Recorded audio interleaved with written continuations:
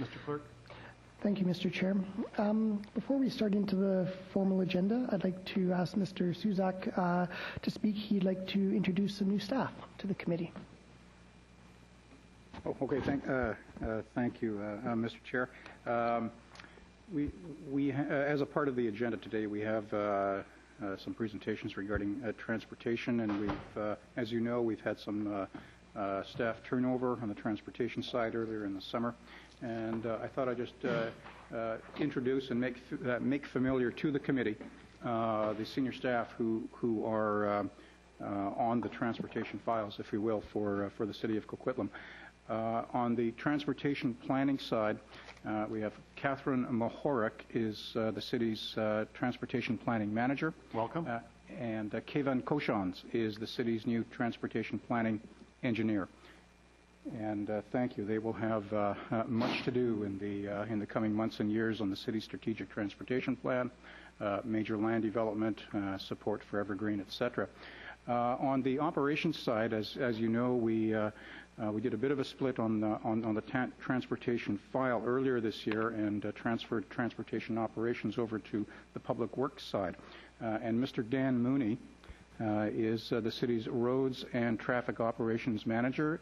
Dan works directly for Jamie Umpleby at the works yard, and Dan takes care of all of the issues surrounding impacts to the city's existing transportation system. You'll be hearing from Dan later on this agenda. Thank you very much. Thank you, Mr. Suzak, and to all the new members, welcome to Coquitlam. Thank you. Thank you, Mr. Chair. The first item is the adoption of the minutes of this committee's meeting held July 26th. The recommendations to approve those minutes. So moved. Second. All those in favor? Opposed? Carried. Next item, please. Item 2 is a delegation. The committee requested that Superintendent Claude Wilcott and Traffic Sergeant David Stewart come forward to speak to the committee concerning traffic enforcement in Coquitlam. They are here today, and they have a short presentation on that matter. Mr. Wilcott, welcome. Thank you very much for receiving our delegation. And I have a new staff member I'd like to introduce as well. Colleen Shepard is our new crime analyst, and she joins us from IHIT. So she's been here 2 weeks and is trying to get immersed in the crime reduction strategy and all that we do. Again, thanks for receiving the delegation. I just wanted to give you a kind of an overview of what we do as far as our traffic law enforcement and our strategy behind it. As you all have heard many times, we have adopted the crime reduction strategy in 2005. Crime reduction actually evolved from a crash reduction strategy in New Zealand and Australia, and it morphed into crime reduction, crash reduction. So previously, the way we did business with our traffic law enforcement is the members would go and investigate accidents where they had to and do traffic enforcement in areas, and oftentimes they were just going to fishing holes. We would call them fishing holes, and where they could write a lot of traffic tickets in a short period of time, and then they had the opportunity to wander about, with good intentions. But we've changed the way we do business. Everything is strategic. Everything is targeted. So now, we have our ComStat meetings every 2 weeks. High crash areas are identified, and from those high crash areas, we find a crash hotspot, and Dave gets his folks out there, and they target that area to try to reduce injuries and death, and that's our primary goal in our traffic law enforcement. Secondary to that is just changing driver behavior. So I brought Dave along. He's our traffic expert, and I'm going to ask him to take over and give you an overview of what we've done so far and how we do it.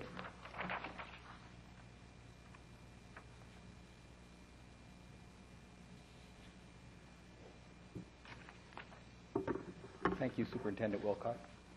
Just by way of introduction, my name is David Stewart, and I've been a police officer with the Mounted Police now for 28 years. I'm currently the officer in charge of the Coquitlam traffic section. I'm very proud to have that position, and I think my men are doing a good job out there, and I'm here to reiterate that to you this evening. As way of introduction, Superintendent Wilcott has touched on a number of matters that I wish to address the committee with. The first of all is traffic is very near and dear to our hearts in the Mounted Police. It stems right from our national headquarters in Ottawa. Traffic is a national concern. In the Lower Mainland of British Columbia and in the division, it's also a priority. It's such a priority that a few years back we ventured down the road of Vision 2010. You may have heard that concept. It was a pretty lofty request, and that was to make the roads of British Columbia the safest in North America. Along that line, the objective was to decrease by 30% in the number of road users killed or serious injuries during the period of 2008-2010, comparable to statistical information from 1996 and 2001. And we are still evaluating that data as we speak today. Traffic is a priority at Coquitlam Detachment. It's one of our pillars. It's one of the things that every member of the detachment should be doing as a result of their daily activities. And along that, as Superintendent Wilcott has touched on, it's part of our crime reduction strategy. And to do that, we have to do our work by being led by intelligence. As it relates to traffic collisions, directly, our goal is harm reduction. And that's to prevent accidents prior to them occurring and to change driver behavior. Now, that doesn't mean, as we have heard already, for police officers in the traffic unit to sit on regular spots where they can hand out tickets. That's not using intelligence. Intelligence is using the data that we collect from various sources and then trying to change driver behavior and prevent those accidents that I've been talking about. So in line with that, we have some initiatives that we work on. One of the biggest ones being impaired driving, and that should be 40% of our work. Occupant restraints and seatbelts, also 40% of our work.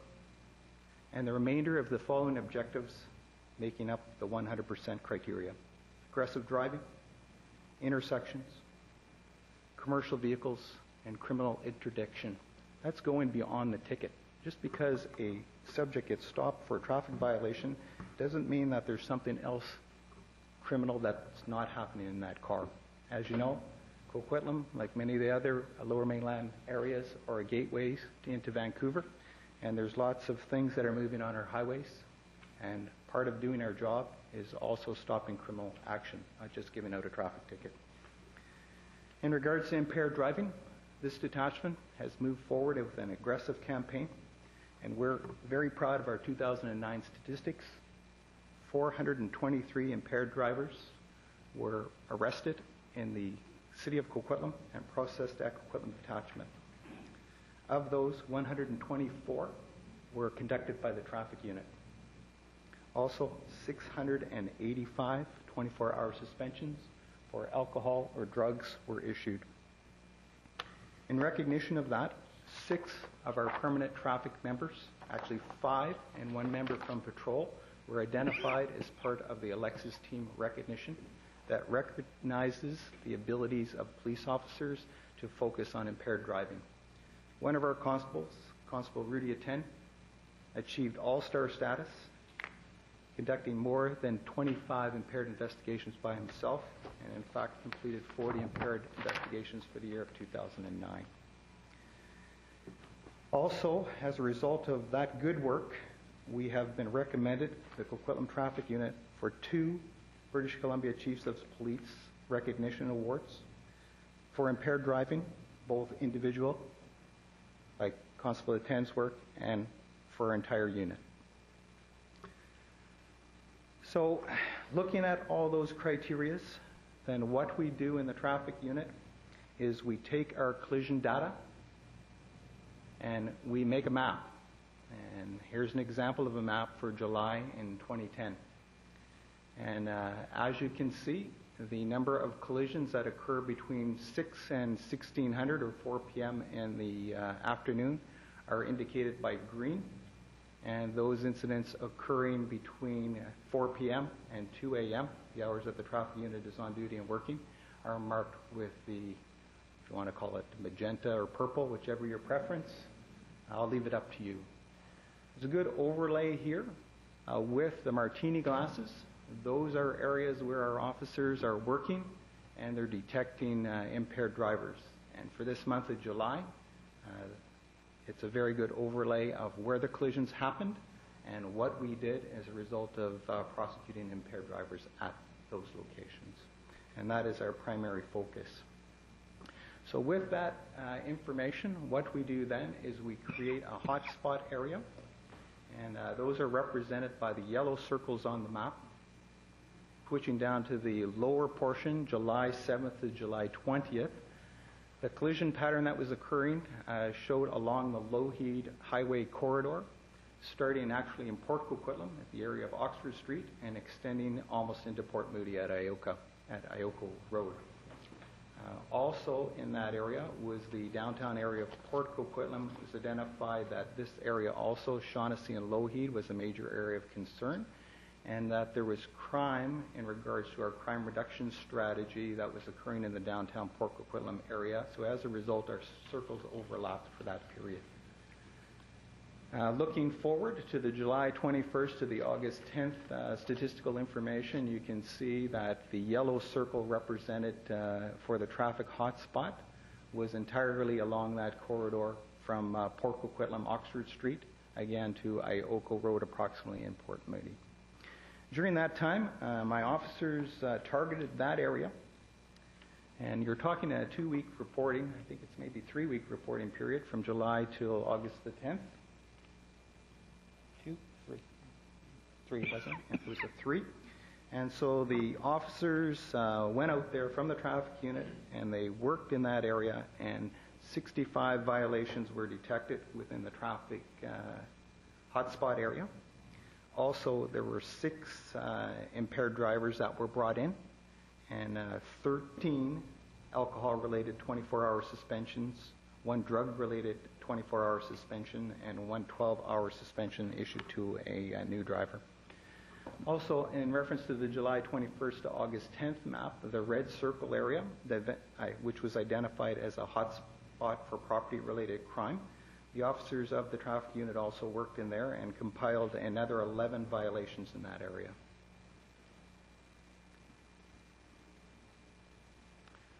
Okay, now we switch over to the material that's received directly from our statistical database, and in comparison of where we are today and where we were some time ago last year. So if we move down to the traffic criteria, and we are talking injury collisions, this is where one or more party is reported as sustaining an injury at a collision. And for this week period, there were 3. And the week preceding was 2. And the week up to date was 1. So a total of 3, combined of 2 and 1 for the weeks of the reporting data.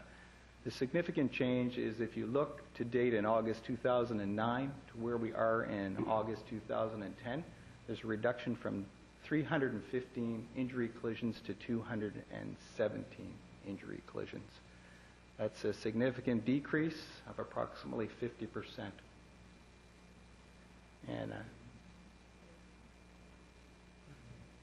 31%. Yeah. Okay. And the next line, electronic devices. This is new.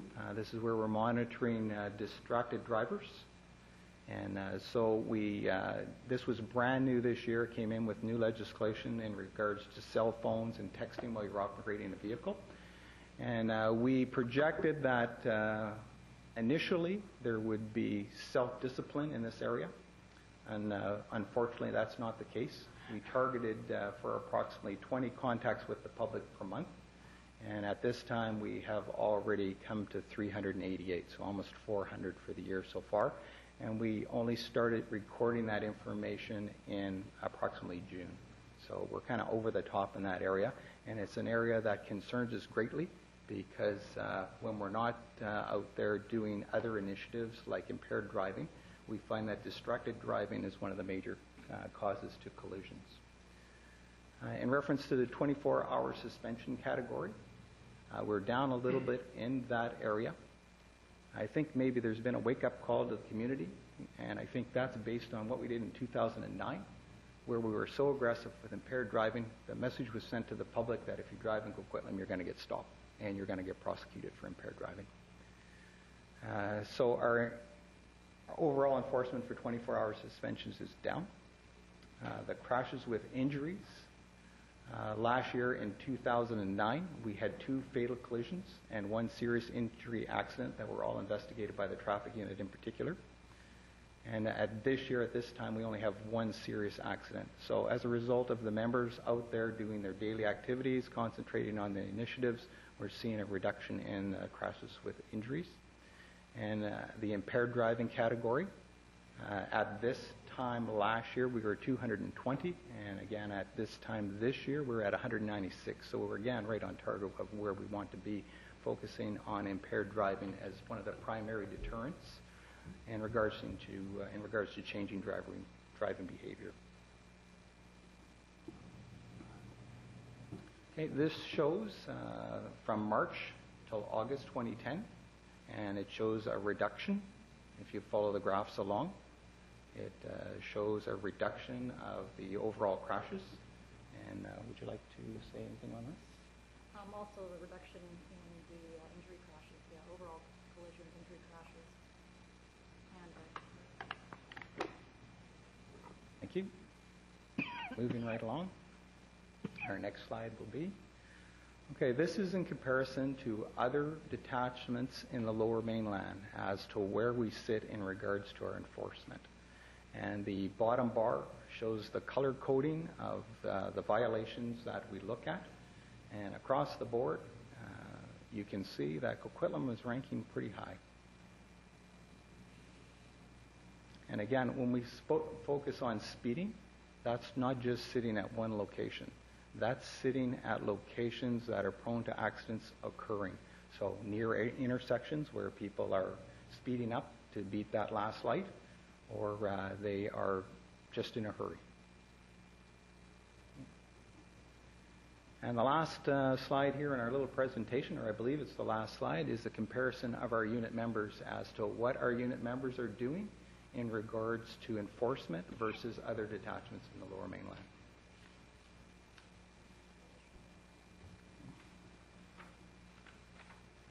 Okay, and I'm going to let Colleen speak to this one. It may look like a snowstorm just hit, but that's not the case. This is a kernel density map, and it'll explain to you what's happened over the months since March of this year to where we are now. Colleen?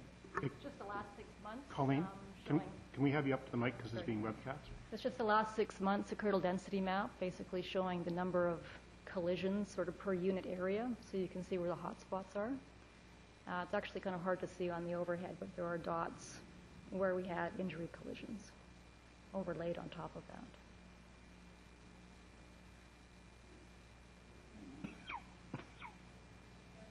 This is the same idea for the impaired driving for the last 6 months.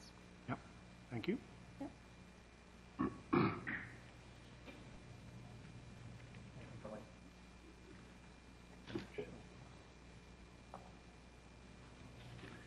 Okay, so hopefully that's an overview of what we do at the Coquitlam traffic section. Again, we are very proud of our members. We think they're doing a good job out there. It's intelligent-led, it's focused, and our overall goal is to reduce those accidents and make Coquitlam one of the safest places to drive in the Lower Mainland. Thank you for your time. Well, thank you very much. We've got some questions. I just have to do one point. We are part of which you'd be involved in also is the intersection cameras, which are helping, and that we have red light safety intersections, and we're moving some of them, and we're increasing by 2 more to a total of 6 red light intersections. Is that correct, Mr. Susak? I believe it is 6. Dan, please correct me if I'm wrong, but my recollection is that 2 were deleted, but we gained by 4. That's right. So we're going to be at 6 new intersections, which also helps with traffic enforcement and dealing with behavioral changes when you have those red light intersections. The other question is, I'm sad to see such high numbers of people being charged with impaired driving and 24-hour suspensions. You'd think by now the message should be getting out to people not to drink and drive. Is it still, or has it been brought down about 8 hours to process each person, or have you been able to make due to legal requirements and everything, is that still about the average for each impaired driver when you charge them? That's a rough estimate. I know that on time from the point of stop till the person is processed that night, that's going to take 3 to 4 hours to do that. And then the administration and the approval of the charges, it can take some time after that. At least 2 hours to prepare, 2 to 3 hours to prepare the report. And of course, in September this year, we're going to move to a provincial sanction process, which will see more drivers being apprehended and an immediate deterrent issued roadside. And of course, that should result in the number of cases referred to the Crown Council. So it'll only be the serious ones and the prolific offenders that'll be referred to the Crown Council, and everything will be administered through the Motor Vehicle Department. Not to put her on the spot, but I have our friend here from ICBC, Kathleen Nadlin. We work closely with Kathleen and a lot of things that we do.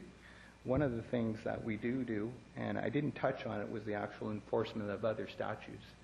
And one of the most effective tools we have is the Citizens Tri-City Speed Watch group. This group is our first strike. They go out in the community, they monitor school zones for us, and report back to us as to whether that site is good for us to go out and do more enforcement. We use a 3 strikes rule in those areas, the sign, and then the Speed Watch group, and then our members.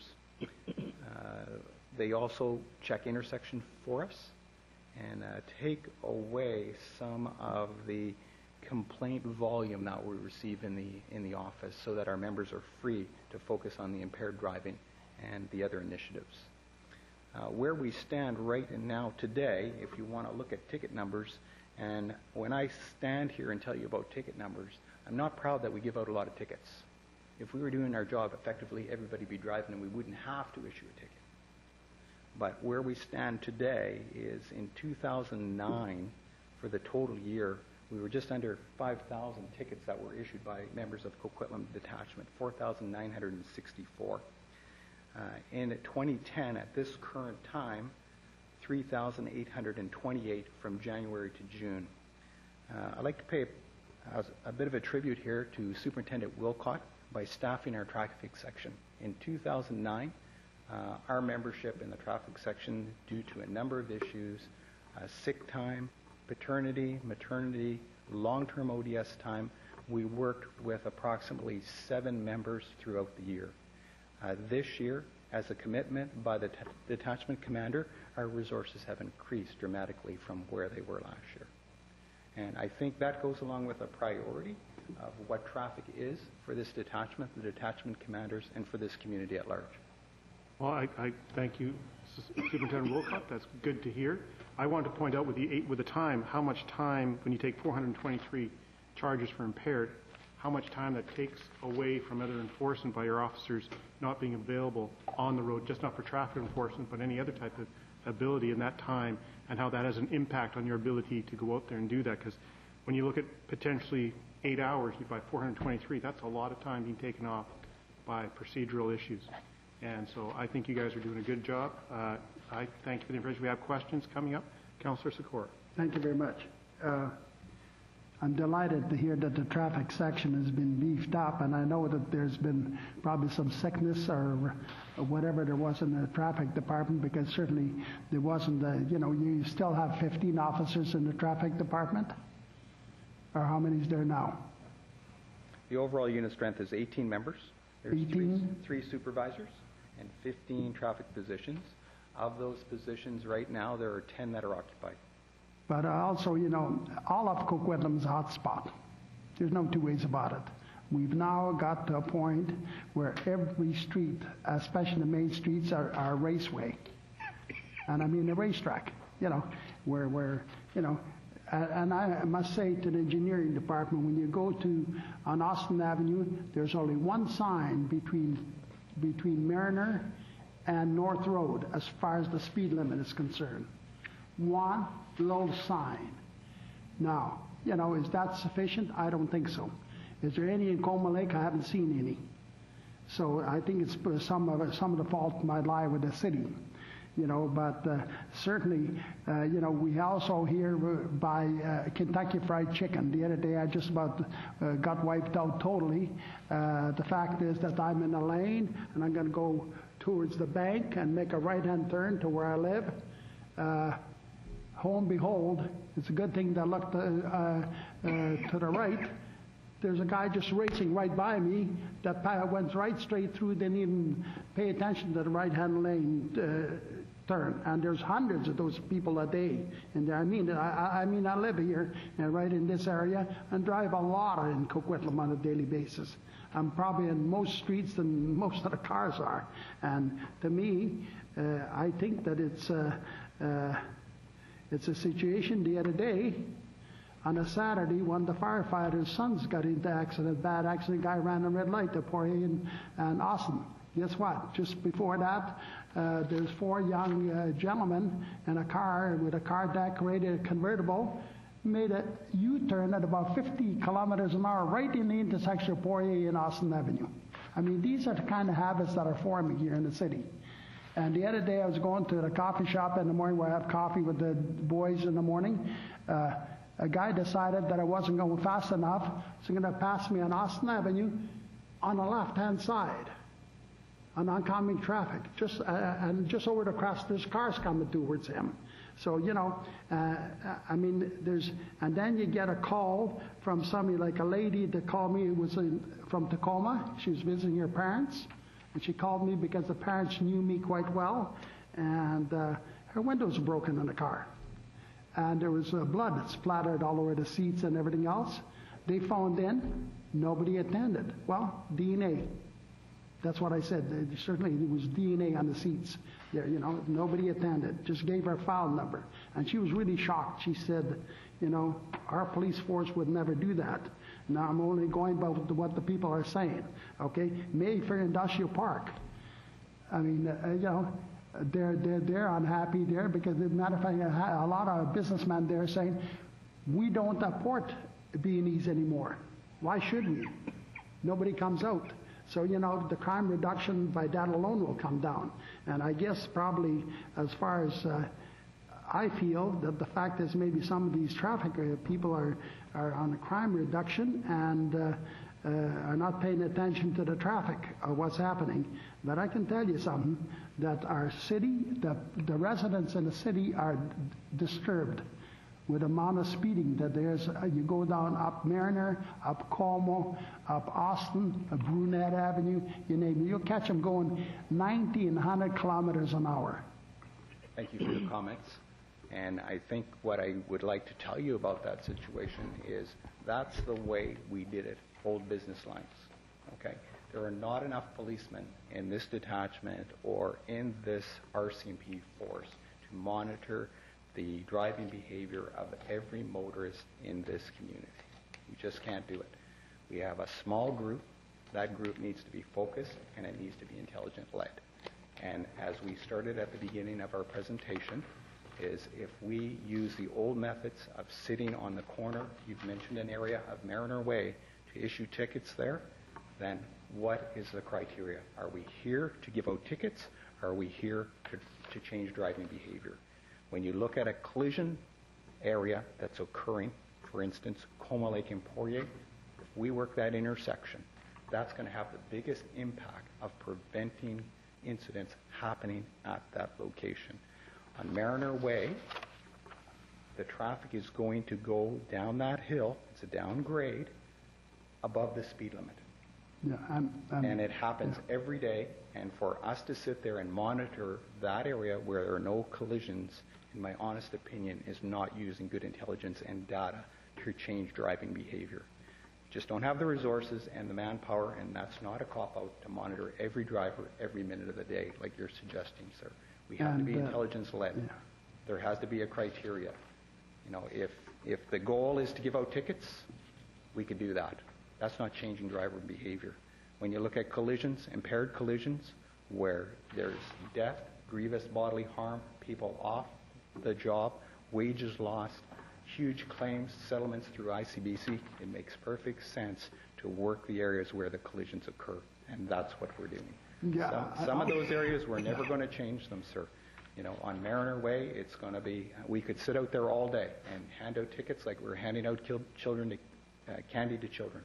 What effect is that having over on the overall driving behavior? And we've reached partnership agreements with ICBC.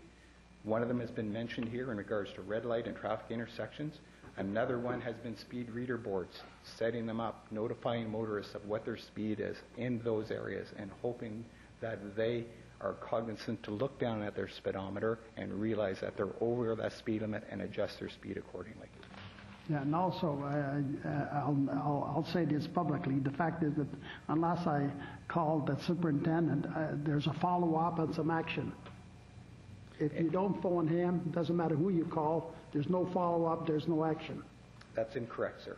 Every call that's lodged... I experienced it myself, sir. Sergeant, I experienced it myself. I never got a call back, and I didn't have a follow-up, unless I phoned the superintendent. Okay. Sorry. Okay. Thanks, Just to touch on that, our procedure is to take every call from the public that's generated, do some research on that matter, document it on an operational file, and then, in a lot of those situations, we have to assess the value of that. It's one person's word of an offense. There's no investigation. The police weren't there to witness that incident. With those complaints, what we do is we evaluate the information that received, whether this is a second violation by the owner of this vehicle. That's what you're looking at. It's the owner. We have no idea who's driving it. And in the majority of those cases, we send out a warning letter to the owner of that vehicle advising them of the driver indiscretions and the subsequent fine that could have been issued in reference to that challenge.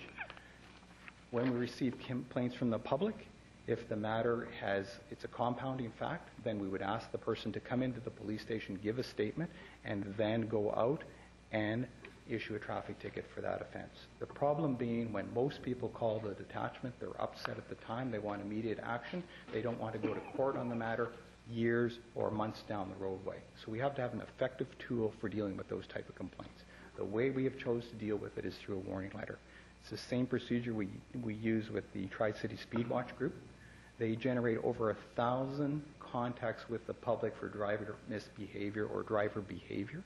As a result of that, warning letters are sent to every owner of those vehicles.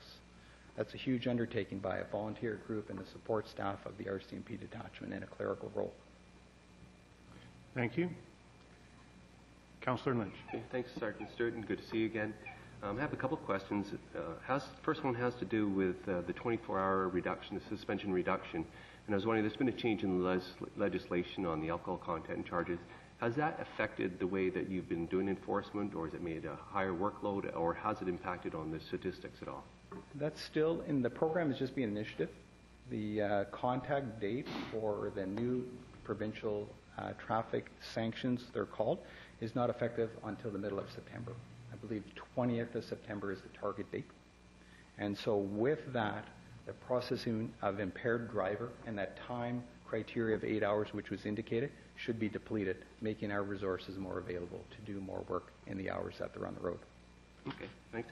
And the second one had to do with, you called it distracted devices, or electronic devices distracted driving. And you made a comment about you liked it to be the optics that anybody who's going to be drinking and driving in Coquitlam is going to get caught. I'd like to see also that when you're talking about 40% of your time is spent on occupant restraints, that also that you might be looking at distractive devices, because what I've seen and what I've heard, and yeah, I think your statistics justify this, is with how many tickets you've handed out, is there's a lot of people out there that are causing accidents or near accidents due to the fact that they are still driving without a hands-free device for the cell phone. They're talking their cell phone. Can you comment on that, or? I can comment on it, and I will comment on it. We believe with the aggressive campaign that was focused by ICBC, other community partners in regards to distracted driving, and you probably had the conversation with people yourself, how like, oh, I can't be texting on my BlackBerry device anymore or using my cell phone. I think last Christmas everybody got at the earpiece, and we felt that the public was going to be able to self-police them in accordance with that criteria. What's happened with that is there's a huge reliance on these media devices, and people are just not willing to put down that device while they're driving. And I mean, you can all attest to it. You roll up to an intersection and there are people scrolling down their email list. You can see them right beside you, like you're pointing to. So again, it is a focus of ours. It's part of that other 20% where we make up for our reporting criteria, and that's where it falls into. And our officers are out there every day and detecting those violations. And some of it's in education too. You know, there's a lot of young drivers in this community. Sometimes driver behavior is changed with either a verbal warning, a written warning, a chat by a senior officer. It's not always a ticket that happens. So if you're evaluating just statistical information, the numbers are, I don't want to say they're great from enforcement part. It makes us look good. But as I reiterate, our job is to change driving behavior. And I would like to stand up in here and tell you that we have 0 violations, but we don't. Yeah, no, I understand. I'm just saying that I think, and from what I've seen, I'd be surprised if the statistics didn't say there was as many collisions being caused by people using handheld devices as by people who are drinking and driving. Thank you. Councillor Nicholson. Thank you. I appreciate this, and my question's been answered. Okay. Thank you very much for your presentation. Thank you for your time today. You're welcome.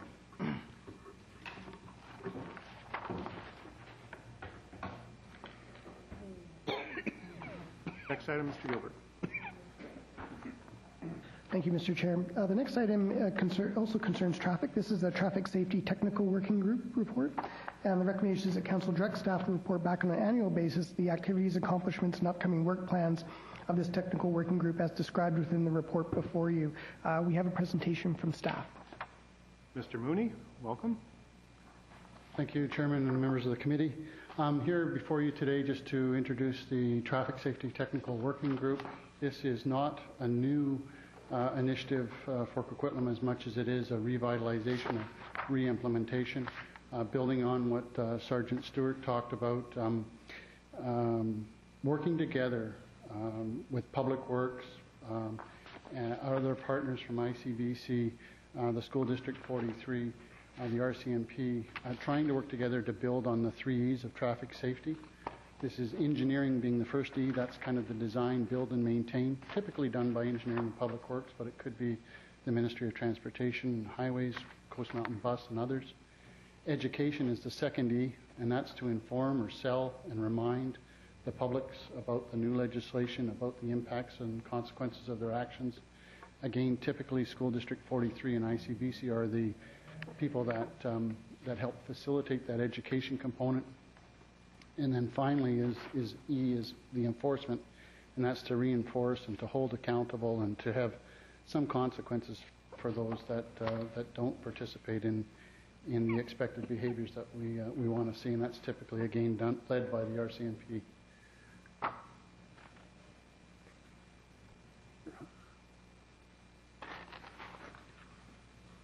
Where's the next slide?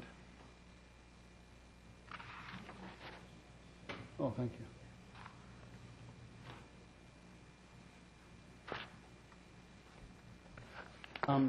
The purpose of the Traffic Safety Technical Working Group is really to support the council goals of strengthening neighborhoods and achieving excellence in city government, and excellence being basically the effectiveness and coordination of our partnerships in this area. We're going to achieve these goals by building and maintaining on that cooperative, and it's really a proactive working partnership amongst the groups, ensuring that to the greatest extent possible the 3 E's of traffic safety are coordinated, and ensuring that our efforts to improve traffic safety in our community are as effective as they possibly can be. We've got kind of 2 membership groups in our Traffic Safety Technical Working Group. The first one is the core membership. This is our group that meets bi-monthly, every 2 months. Traffic operations, transportation planning, roads operations, the RCMP traffic section, ICBC road safety department, and as Sergeant Stewart introduced, Kathleen Nadlin is here tonight from ICBC, a very strong partner and supporter for road safety within our city, both in the education side as well as in the engineering side and funding some of our partnerships. We also have representative from the School District 43 and occasionally on a seasonal basis at those bi-monthly meetings, we'd have other guests. This is a little bit of a new spin on the group, and that is a broader community stakeholder. We see many other partners, actually, that share our aspirations of improving traffic safety in the community. Coast Mountain Bus Company, our fire and community planning departments, the BC Ambulance Service, Main Road Contracting, who do work both for us and the province within our city. The Tri-City Speed Watch, a very strong champion and partner with us. The BCAA Traffic Safety Foundation, the District Parent Advisory Committee, the Canadian Institute for the Blind, MAD, the BC Trucking Association, our other adjacent cities. Now it's gone off on its own. And so we would have an annual program once a year in June where we'd have a half-day session, bring in the broader community stakeholders, tell them some of the things that we're doing, get some feedback on some of the initiatives that they are doing as well, and see maybe where we could even expand and be more effective. So the core group would meet every 2 months with staff members on a seasonal traffic safety topic as well as agency-specific items. And in the full report, you can see some of the topics that we've suggested for the upcoming year in our work plan. We'd have this annual Traffic Safety Day in mid-June with a half-a-day presentation and workshops with our broader community stakeholders. We'd report back to you annually in and around September to tell you what we had achieved and our accomplishments as well as our work plan for the following year. And we do also anticipate that there would be specific projects that we might come forward throughout the year, and whether those are partnership agreements or projects, programs that we'd like to implement, and we'll report those out to Council as and when required in the normal process. That completes my presentation, and I welcome any questions you may have. Thank you. Good report. I'm glad to see the reintroduction of these committees and the broader group. We have questions from Councilor Reamer. Thank you. A while back, we had a delegation here concerned about traffic up on the Westwood Plateau. Is this a group that could hear complaints of that nature? Certainly this group would be a very good group to review and analyze from a collective basis as to how to respond or how to deal with that type of a complaint. These meetings are typically in the daytime. They're staff-led. They're more, hopefully, proactive, getting out in front of these types of issues. We would certainly welcome a referral to this committee. I would suggest, my experience is that a delegation actually coming to this committee as being a staff committee is probably not the most efficient, but certainly the issue could be referred through staff to this committee, and then a very comprehensive, multifaceted response would say, you know, maybe we don't need multi-way stops up there, but here are some education issues, here are some school-related issues, here are some enforcement issues, and package it together and then present it back to Council through staff. Okay. Thank you. Also, I have a suggestion about the addition of a group that may want to be involved in the Traffic Safety Day.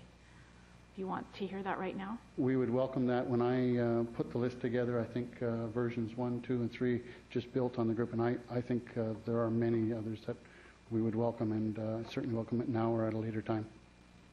The group would be our Rotary clubs that are involved in the Operation Red Nose program for drinking and driving around Christmas time. It's only the once a year, but if they make others aware, then that would be a good thing. Absolutely. Thank you. Thank you. Councillor Lynch. Thank you. In the report, it mentions there would be any specific capital improvement projects or programs brought forward, and I see the last time this committee or one like it met was in November 9th. Trying to get my head around some specific examples. I wonder if you have any examples of what previously was brought forward from this working group? What type of capital projects might have been presented or programs initiated? I can tell you we have a number. Actually, Coquitlam does very well in terms of the road safety improvement program. In Saturday's Vancouver Sun, there was a large article that talked about the investment ICBC make on trying to improve hotspots. We take our capital plan informally through a process with our ICBC partners. Kathleen's counterpart on the engineering side is a lady by the name of Alison Wong, a professional engineer.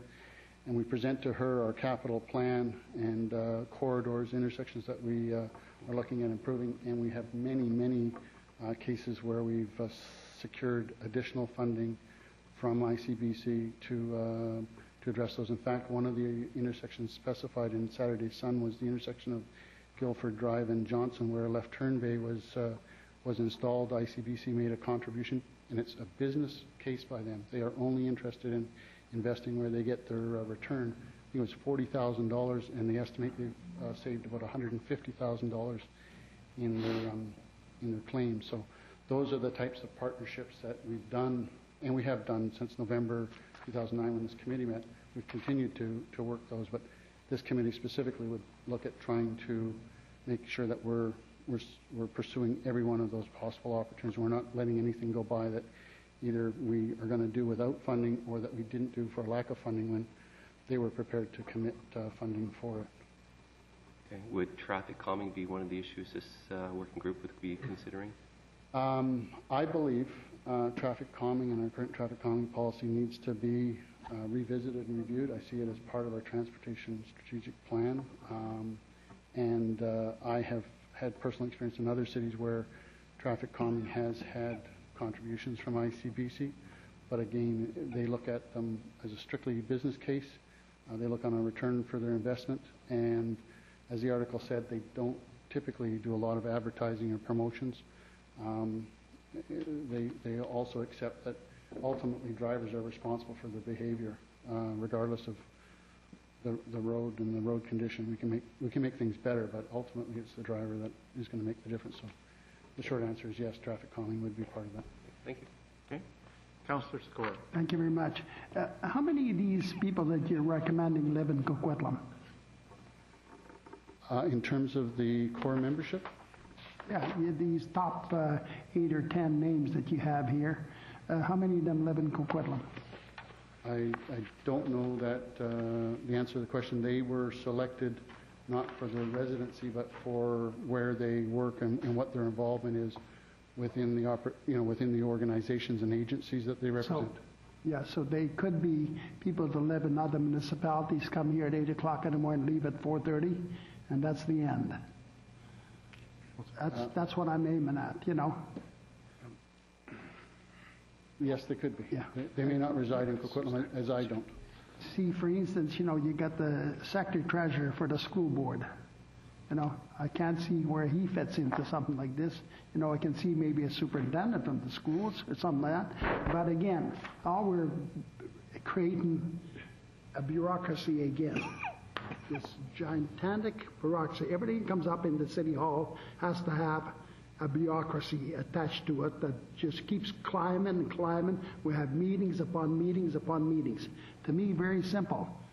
City of Coquitlam needs traffic enforcement, period. If there's no traffic enforcement, let's say there was 18 traffic policemen who were gone. Then you can meet with these committees 100 times a day and they're not going to get anywhere. And those are things that I'm saying that. I notice that you're, and really, it really bothers me to see that we're going to create another body of people that are going to get together, have a cup of coffee and discuss things. And what are we really going to accomplish? I don't think you're going to accomplish much. So really, I know that I'm sometimes, start getting a little antsy on certain items, and this is one of the places that do get antsy. Because I hate to see a whole bunch of people get together that's not going to accomplish a thing. Matter of fact, I'll tell you what they will. They wouldn't accomplish a thing because, like the traffic people, like transportation operation engineer, transportation planning engineer, could be doing a lot more valuable things in their offices than going to one of these meetings. That's what I'm saying. Thank you. I think it's a good thing for me. I think you always want to know what the right hand and left hand is doing. I think this helps make sure everybody in the department, throughout the agencies, the city, are all working on the same page. Mr. Suzak, please. You had a comment? Just very briefly, Mr. Chair. The committee is really a staff-level committee. It's not, not intended as citizen advisory, so it's very much technically oriented. In terms of measuring progress and determining its worthiness, that will be an element of the annual report out on the work program. Thank you. Mayor Stewart. Thank you. And I concur with the Chair, Asmundson, related to his comments.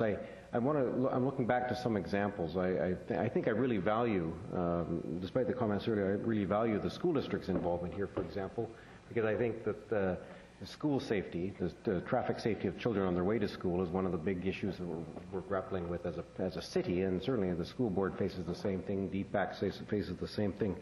But on a broader sense, can you identify some projects that have been successful? You mentioned, for example, the left turn bay that succeeded in reducing a number of collisions, obviously.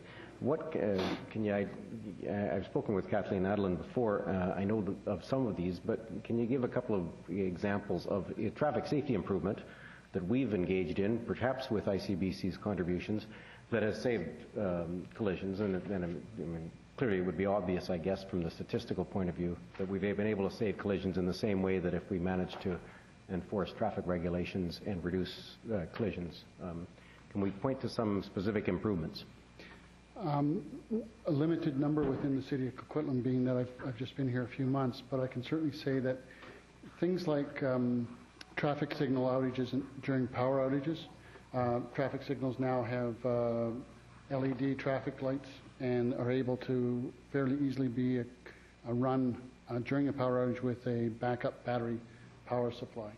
The city of Coquitlam has a number of our traffic signals which are fully capable of continuing to either run in the full three-color mode, that is green, yellow, red, walk, don't walk, or simply have enough power to go into a flashing red mode so that at least motorists are aware that the power is out and that they have to obey the four-way stop. Those types of improvements are engineering improvements that have a safety benefit that ICBC can look at and identify and come forward with funding. I don't want to focus too much on the engineering because I do believe the education is another huge component, and whether it was the Safe Routes to Schools program that Coquitlam led nearly 2 decades ago was through the Traffic and Safety Committee of the day, where we worked with all of the parent advisories and worked with developing safe routes for children to walk to school, better managing traffic around the front of the school.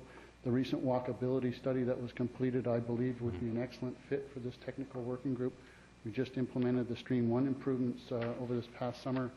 We've got big challenges ahead of us in terms of getting into some of the higher cost dollar projects, and there'd be an excellent opportunity, I think, to vet some of those programs through this committee, do some prioritization, some cost-benefit analysis, look to see if there's funding. I truly believe that the police alone or the engineers alone or the educators alone can't solve the traffic problem.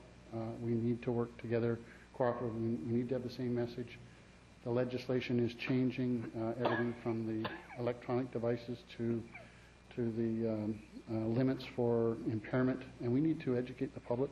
I think the children are an excellent place to start, and their parents. We have the ability to get messages out there to a very focused audience on a fairly frequent basis through the schools at a very low cost. Well, and I truly hope, I expect there'll be results. I truly hope there'll be results because I know that we're spending a lot of money on traffic safety improvements, be they pedestrian-oriented or motor vehicle. Thank you very much for your program. Thank you. Mr. Gilbert, has this been moved and seconded? It has not, Mr. Chair. A mover and a second? Move. Second. All those in favor? Opposed? Councilor Secor is opposed. Items carried. Next item, please. Thank you. The next item, item 4, is an update on the city's Bear Aware, Bear Smart program. We have an introduction by Mr. Bill Susak, the general manager, followed by a presentation by Terry Myroniak, who's the conservation officer. There's a 3-part staff recommendation. One is to support the enforcement strategy proposed by staff. The second one is to support changes to the solid waste bylaw. And 3, refer making the city Bear Aware coordinator position a permanent full-time role for the city. Mr. Souza. Yeah, thank you, Mr. Chair. I will have Stephanie Warner momentarily introduce our guests from Ministry of Environment. This report is before you to bring committee and council up to date on what the activities have been in the communication, education, and eventual enforcement areas for this bylaw. As you're aware, we have had difficulties this year, and we have expended a lot of resources in educating our population regarding their responsibilities for solid waste in Bear Country. And we think that we do have to take it to the next step, and hence this is before you. A lot of the work that has occurred over the past several months has been facilitated and led by Mr. Drake Stevens, our Bear Aware Coordinator. And as you can see, we do have a recommendation regarding the need for this resource as the years go on. And I think this is particularly tied into our eventual commitments that we have to meet under the region's solid waste management plan. We do have to get to 70% and recycle and whatnot. So there will be a lot of work in that area coming up. And with that, if I can ask Ms. Warner to introduce our guests, please. Thank you. I would first just like to take a moment to acknowledge our staff who are also here today, who have worked very hard this summer to help manage our healthy bear population. We have Bridget Mitchell with us. She's our solid waste reduction officer. We have Kara Selk with us, who is our environmental stewardship coordinator. And we also have Margaret Birch with us, who is our environmental services coordinator. And of course, we've got Drake Stevens, our city's Bear Aware coordinator. We also have guests with us today from the Provincial Conservation Officer Service. We have Terry Maroniak and Byron Andres. Both of these gentlemen are field officers for the Fraser Valley zone, which includes Coquitlam.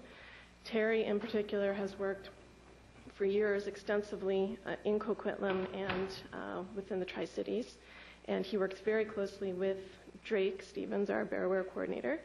And I would like to invite Terry and Byron to please come up to the front to the podium. Terry has a few words that he would like to share with the committee. Thank you.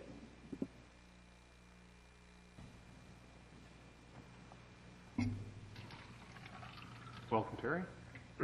Thank you. I'd like to thank Stephanie for the invitation to attend today. And my purpose is really of attending are threefold. First, on behalf of the Conservation Officer Service and on behalf of myself personally, I'd like to recognize the City of Coquitlam for taking a very proactive and progressive role in human-wildlife conflict prevention over the past several years. As mentioned by Stephanie, I have been a conservation officer in the Lower Mainland for 6 years now, and spent the entirety of that time working in this particular area. Coquitlam falls within my operational area, which stretches from Port Moody over to Mission. And I've worked particularly very closely with Drake for about the last 3 or 4 years, I'd say quite closely.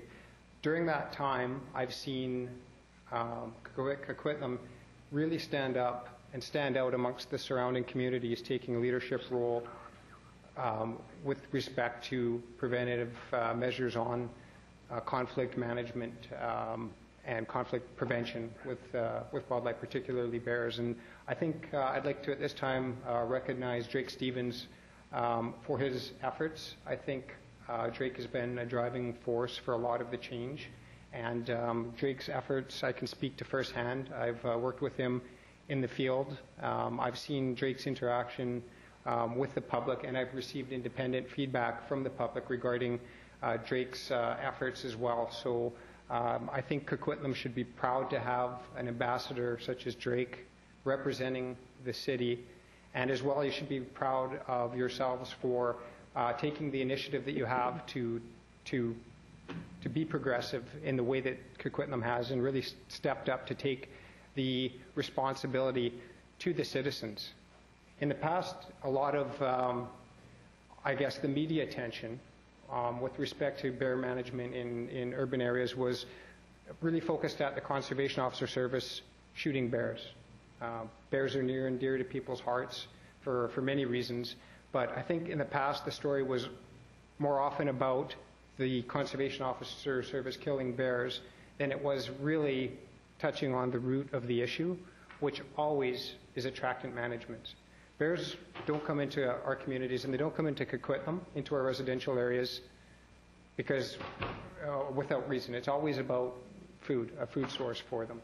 So I think what's been happening is that with the education, the shift has been on really educating the public into understanding the root source, and that it's really ultimately their responsibility to remove those attractants that would really solve the root of the problem.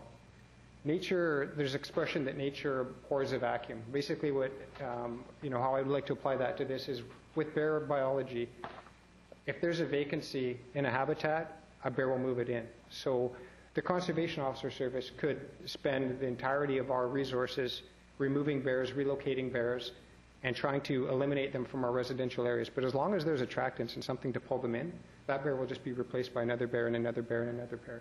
The key is really at the root of the cycle, and that's getting the individuals, the citizens, to take responsibility.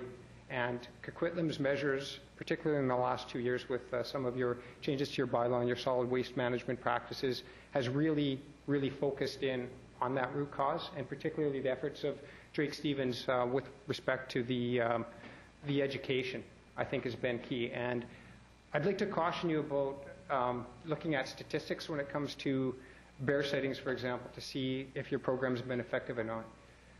Statistics will fluctuate from year to year with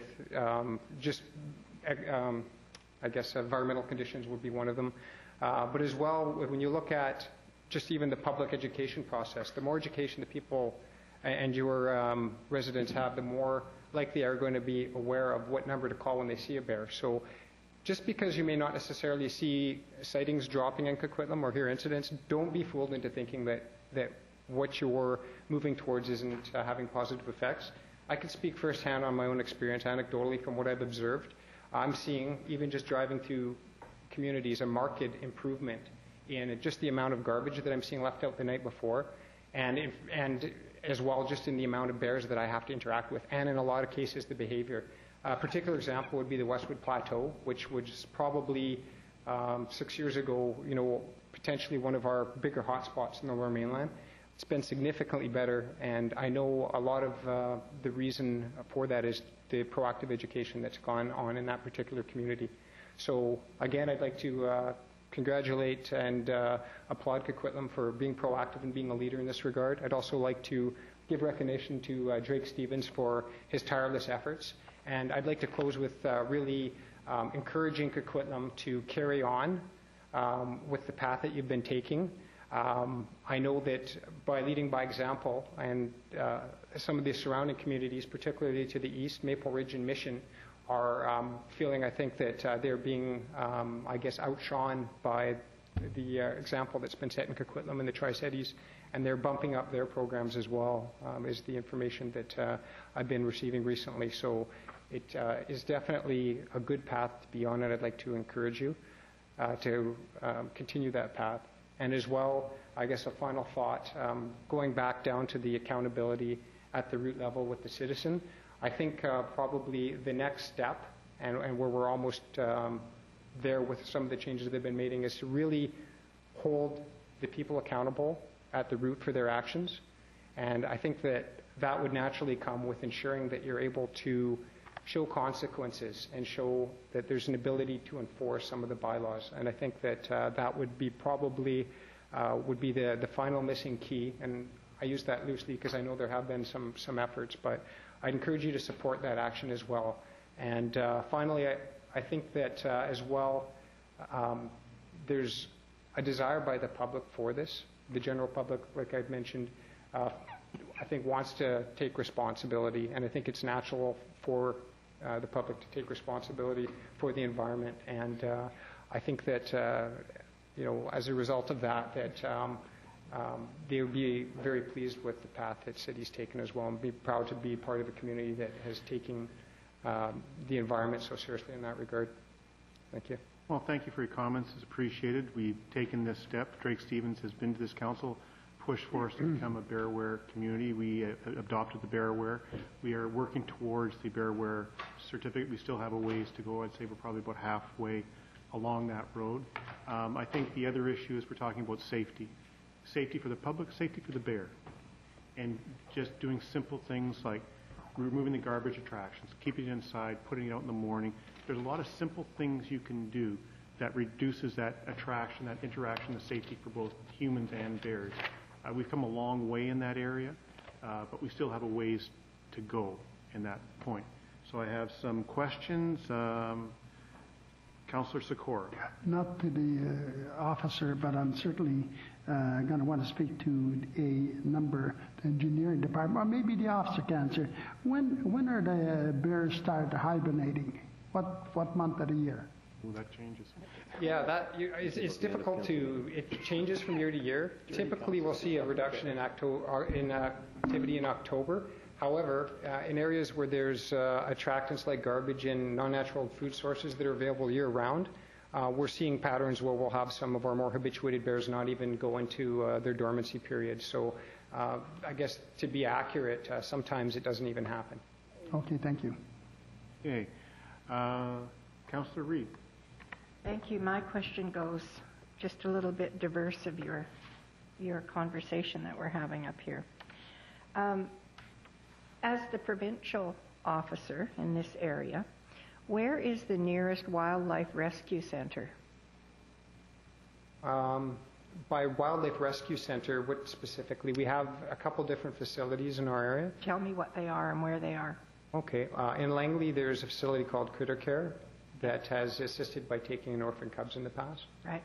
And they're, to my knowledge, the one. They're the only one. One that we use, yes, locally. Okay. And there's also in the interior as well. There's another one, but right. Locally, Critter Care. Okay. So when we in the northeast sector here, of course, I can see my fellow council members going, "Oh no, where's she going now?" But I've always wanted to have a wildlife center, and I'm wondering why the province wouldn't look to perhaps putting a wildlife center in the northeast sector in some of the lands that they have very up far, like north on Burke, because I think it would be a great addition to the northeast sector. And it's not just the bears, but we have lots of owls and all kinds of other things that have to go out to Langley.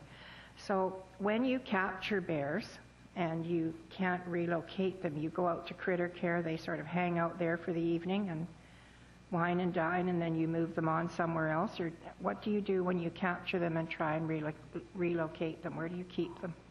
Oh, well, Critter Care, just to be clear, I've been to Critter Care. Yeah, they will take orphan bears for long-term rehabilitation. Yeah. Quite often when we have the mother that would be basically leaving them in an orphan situation where she's not able to care for them, usually motor vehicle accidents, what we see most often in the lower mainland, that period where they would need to be cared for would be generally till the following spring. So Critter Care has been giving long-term care for cubs.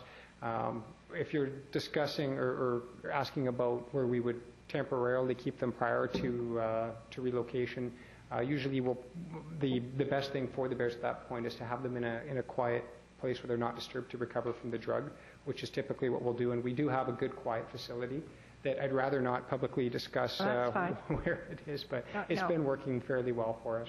Okay. So you don't see a need to have another facility, provincially run facility on provincial lands in the northeast sector?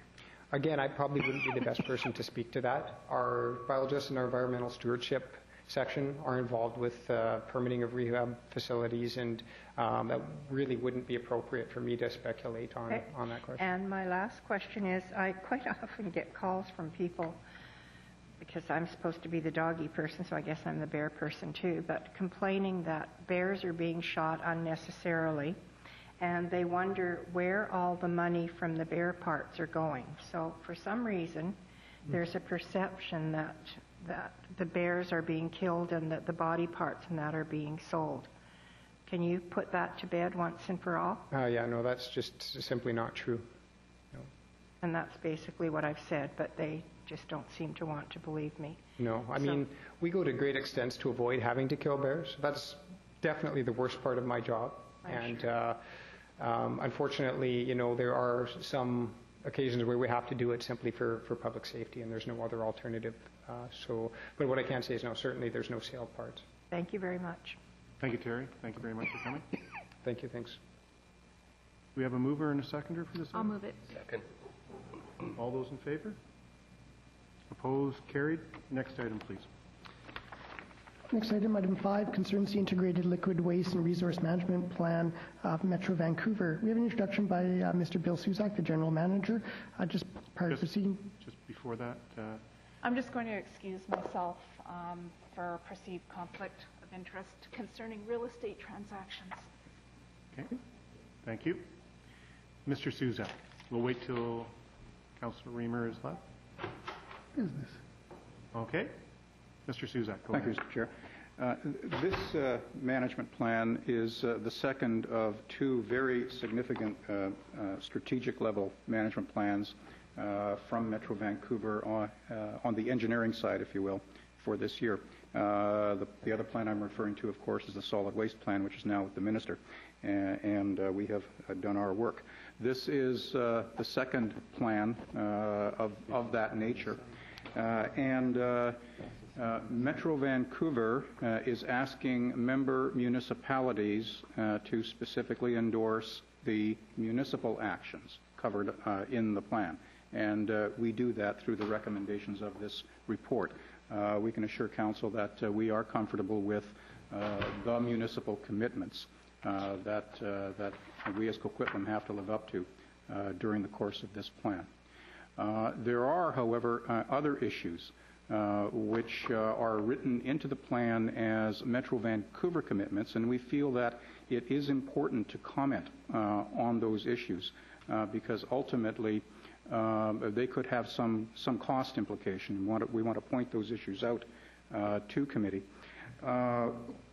Broadly speaking, there are two issues that we discuss within this report we want you to be aware of. One is cost allocation. There are within that topic there are two subcomponents. The cost allocation issue that directly relates to this plan is the issue of wet weather flows, and Metro Vancouver is suggesting that the dry weather flow should be changed to wet weather flow methodology for the purposes of allocating costs to municipalities. What this really means on a very practical level is that those municipalities who might have leaky pipes will pay more. And so from an overall asset management perspective, we agree with the fundamental thrust of that idea. That is, if you move toward wet weather flow as a basis of cost allocation, that will encourage municipalities to pay attention to their leaky pipes.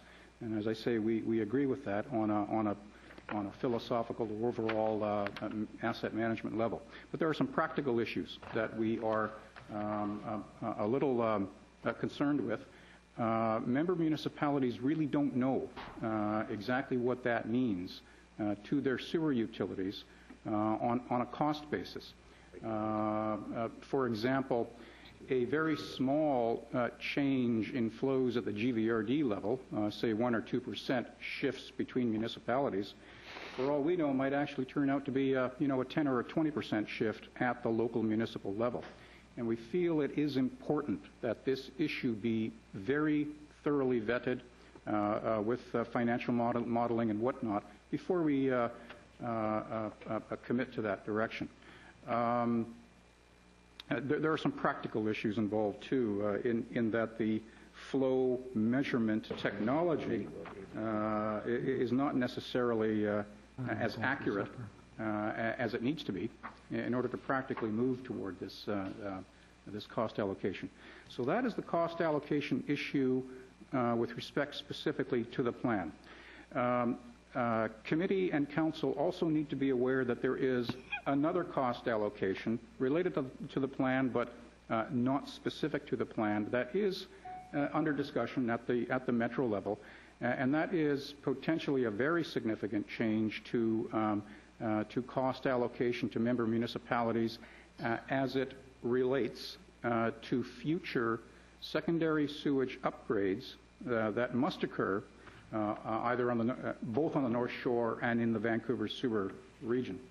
There is a long-standing sewer allocation methodology for these costs that is potentially, well, it is certainly under review by the GVRD, and we want the committee to be very much aware that this could become an important issue for the region should they fundamentally change that methodology also. The last issue that we want to point out is Metro Vancouver's proposal in their actions to institute a system of examining private property laterals or private service pipes on site, that is sewer pipes on site, as a part of the sale of property. That is, with each sale of property, there may well be a need for an owner to upgrade their pipes. Currently, there is already an administrative and organizational infrastructure in place for municipalities to deal with private on-site laterals, and we have a recommendation within this report that asks the GVRD not to include that action in the plan at this time. That's the conclusion of the comments. Thank you. Thank you, Mr. Susak. I think it's a very good report, and pointing out the cost changes or the cost allocation that had came before the board. It was put back. I think Mayor Stewart spoke quite well about the issue from our perspective, because the cost allocation change there would now, for those, the Vancouver region, North Vancouver region, would shift costs that wasn't being paid, would be paid to us to pick up that area. And I think Councillor Stewart, Mayor Stewart at that time, did a very good job raising that issue. It's back as something we have to be very careful about, very aware about for our ratepayers in this region, and I think you pointed out well in the report, Mr. Susak and staff, and I thank you for that. We have a question from Councillor Sikora. Thank you. Not a question, we just some comments, Chair. The fact is, Mr. Zuzak, I'm delighted that you're on top of the Metro Vancouver. They seem to have lost sight of the fact is that they are a baby of all the municipalities rather than the municipality being a baby of theirs, to where they can do whatever they want. I'm glad that somebody started to tighten up the leash on them a wee bit, because frankly, I'll tell you, I don't know what they've been doing the last year or so, but everything that hits us from the Metro Vancouver is twisted to their benefit, twisted Metro Vancouver, forgetting the municipality that we are their bosses. They seem to forget that. So I'm delighted that this is coming aboard the way it's coming aboard. Thank you. Thank you, Councillor Cora. Councillor Lynch. Yeah, one other just quick question. I was concerned, it says that Metro Vancouver hasn't provided any projections on the impact of the municipal levies, and I'm wondering, have they responded to us at all? Are they ignoring us? Are they giving us any rationale why they haven't been able to give us any projections on the changes from the Tier 1 sewage cost allocations? Mr. Susak. Your Worship, I'll refer to Dana for a substantive answer. I don't believe that there's any refusal. I think it's just simply the level of detail, I suppose, and I don't know that they've got around to it yet. Dana, any comments on that issue? Yes, I guess to kind of react with waste management, with the subcommittee that we have, a lot of municipalities and regional staff, that issue has been brought up. They just haven't asked us thoroughly enough. They haven't given us the appropriate information that's been asked of them. They haven't given us detailed projections of what the potential impacts to municipal costs are. But they are continuing to work on it, but they just haven't given us the time. Okay. Yeah, that sounds a whole lot better than they're just ignoring us. Okay, thanks. Mr. Stephens, please. Not sure I should wade into this, but I'll just give you a little bit of history. I was involved in the original cost allocation formula in the late 1980s and early 90s. In fact, it was my basic proposal when I was working for Vancouver that set the framework. What I can say is it was very, very controversial at the time. Because of the very high cost of the upgrades for Anasis and Lulu Island at the time. And it was at that time that a formula was devised that did a lot of things. It was like a 2-year discussion, very lengthy, and it was at the behest of Vancouver and the North Shore that they didn't want to go to a sort of uniform model across the way, and they chose this very complicated model. And there's all sorts of complications with wet weather flow, dry weather flow, Vancouver's combined sewer overflows, and a whole host of other kind of issues. But at its root was what should be shared across the region and what should be shared by the individual areas. It's somewhat hypocritical to having cut a deal for when the other plants were upgraded to now when the North Shore and the Vancouver plant has to be upgraded to say they want to change the fundamental rules. And that's why we are highlighting it, and we will take some exception if they do try to change the rules at this point. Thank you, Mr. Steblin. Seeing no other speakers, all those in... No, okay. Move recommendation. Second. Second. All those in favor? Opposed? Carried. Next item, please. Wait for Councillor Reamer to return.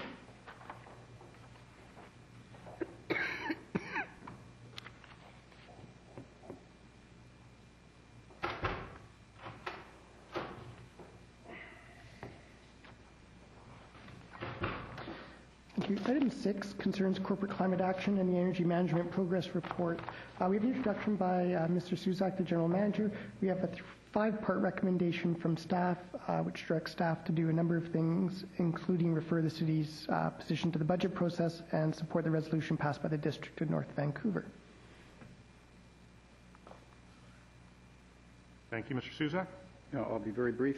Thank you, Mr. Chair. This climate action and energy progress report covers a wide range of issues within the recommendations, as you can see. One specific issue I really do want to mention is that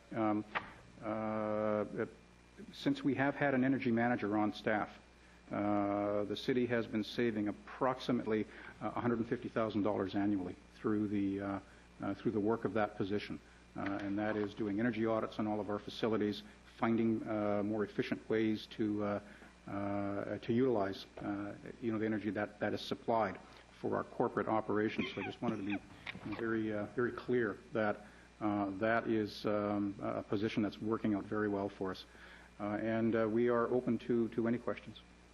Thank you. Any questions? Councillor Sikora. Yeah, thank you very much. The report is quite extensive and everything else. And one thing that bothers me is the fact is that, we're looking for a full-time position again. And we haven't even gone through the budget yet.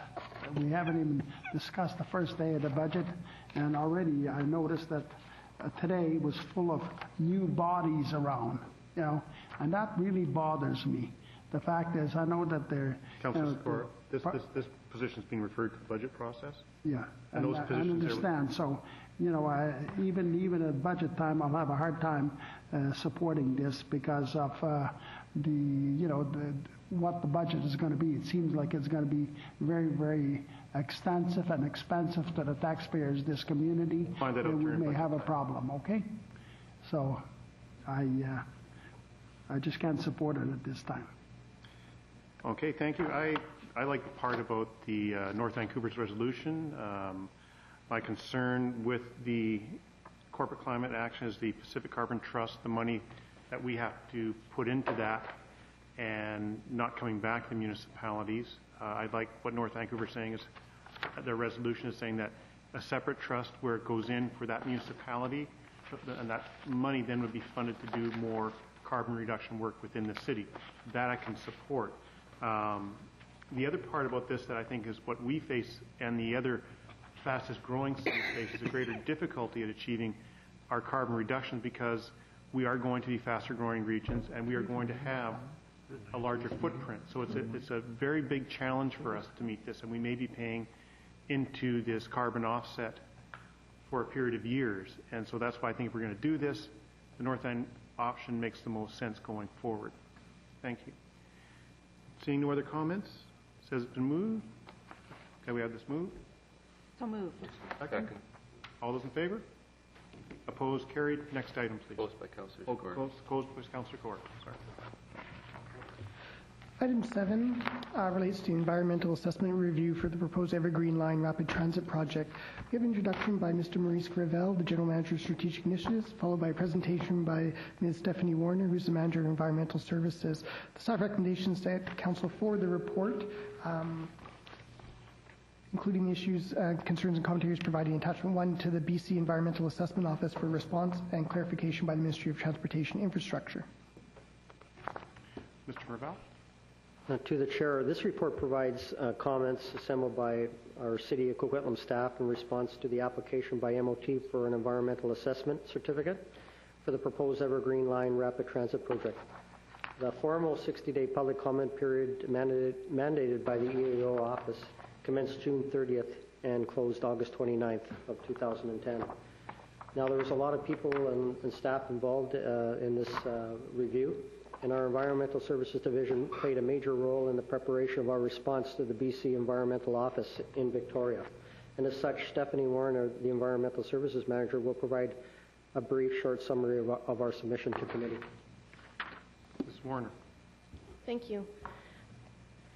Over the summer months, more than 24 Coquitlam staff from a variety of divisions within the city completed a very comprehensive review of the environmental assessment certificate that was submitted by the Ministry of Transportation to the Environmental Assessment Office. This was a substantial undertaking with over 2,000 pages reviewed under a very tight time frame of 60 days and over the summer, of course.